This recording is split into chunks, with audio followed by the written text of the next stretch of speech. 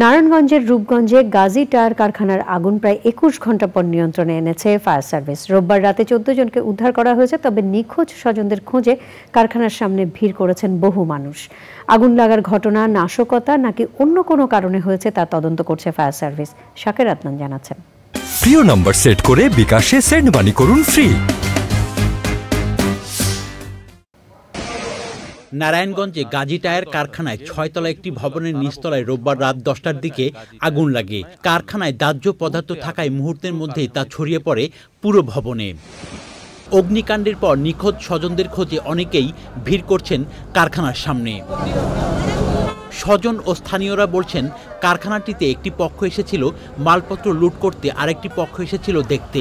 অন্যরা কারখানার শ্রমিক। হ্যাঁ, আমার চাচাতো বোনের ছেলে নিখোঁজ, কাজ করতে আসছিল, হয়তোবা রিক্সা চালায়, তো হয়তোবা কেউ নিয়ে আসছিল। ২-৩ বছর ধরে কাজ করে, ২-৩ বছর ধরে কাজ করে। আমি কিচ্ছু কইতাম না, আমি কথাই কইতারি না। এটা হলো আগুন লাগানোর পরে মানুষ ভিতরে ঢুকছে, মানুষ বিভিন্ন চিন্তাধারা আছে, কেউ প্রতিষ্ঠানকে বাঁচানোর জন্য বা কেউ লুট করার জন্য, যে কোনো এতে ভিতরে ঢুকছে। এরপর থেকে আগুন লাগানোর পর থেকে আর কোনো বেরোনোর কোনো স্কোপ ছিল না। নিচতলায় আগুন লাগছে, তো আগে যারা উপরে নাম উঠছে তারা আর বেরোতে পারি নাই। কিছু মানুষ লুটপাট করার জন্য আইছিল, এই জন্য তারপরে উপরে যারা উঠছিল নামতে পারে না, নিচে আগুন লাগাই দিচ্ছে। আগুন যে কে লাগাই সেটা বলতে পারে না কেউ। গাজী টায়ার কারখানায় ভবন ও টিনশেড সহ অন্তত 10টি স্থাপনা রয়েছে। এর মধ্যে গত 5ই আগস্ট কয়েকটিতে আগুন দিয়ে পুড়িয়ে দেয় দুর্বৃত্তরা, আর 3টি ভবন অক্ষত আছে। হামলাটা হয় আর কি, একটা গ্যাঞ্জাম সৃষ্টি করে ওই সময় গেটটা লাগাই দিছিল। এইরকম ভিতরে একটা কামড় যারা পলাইছে, সাইডে আশেপাশে যারা পলাইছিল তারা হয়তো নিখোঁজ রয়েছে এখনো, কিন্তু কারা নিখোঁজ আছে বা কারা পলাতক আছে এখান থেকে ওইটা আগুন নিবানোর কোনো বলা যাচ্ছে না। না, এখানে আসছিল ওই যে মালের জন্য আসছিল। মালের জন্য বলতে এই যে ফ্যাক্টরি যে মাল এসবের জন্য আসছিল।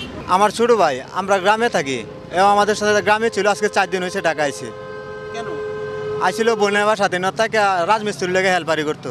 এখানে আসলো কেন? এখানে আর 2-3 জনের লগে হেসে হয়ে আইছে, বুঝলেন না? সঙ্গ দোষে জীবন নষ্ট। সকাল 10টার দিকে খোঁজ করছি, ফোন গেছে যে আমরা পাইতাছি না। আমার বাড়ি আবার সোনারগাঁও না। আমার বড় ভাই হয়। আপন বড় ভাই কি করতেন? এই চাকরি করতো। চাকরি করতেন? কালকে দিনে খোঁজ পাওয়া যাচ্ছে না। ফায়ার সার্ভিসের 12টি ইউনিট সোমবার সন্ধ্যায় আগুন নিয়ন্ত্রণে আনে।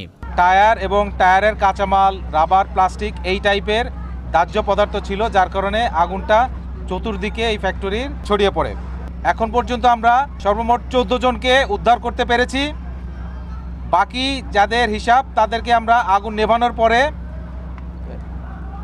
সার্চ করে তদন্ত সাপেক্ষে আমরা বাকিটা বলতে পারবো, এবং এখানে কতটুকু ক্ষয়ক্ষতি হয়েছে সেটিও আমরা তদন্ত করে আগুন নেভানোর পরে বলতে পারবো। অপ্রীতিকর পরিস্থিতি প্রতিহত করতে কাজ করছে আইন শৃঙ্খলা রক্ষাকারী বাহিনী। শাকের আদনান, চ্যানেল আই, নারায়ণগঞ্জ।